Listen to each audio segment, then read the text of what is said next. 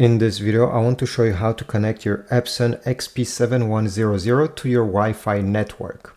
Step number 1 is to press on this icon on the top, right over here. This is the Wi-Fi icons. So I'll go ahead and tap on these. You need to select Wi-Fi recommended, which is the first option. So tap over here.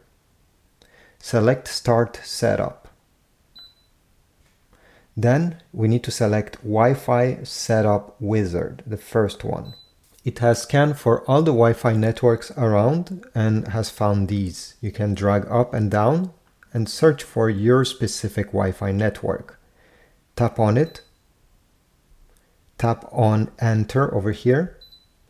And now you have to type the password of that Wi-Fi network. Press OK. Then Start Setup. Wi-Fi setup is complete. This is great. Your printer is now connected.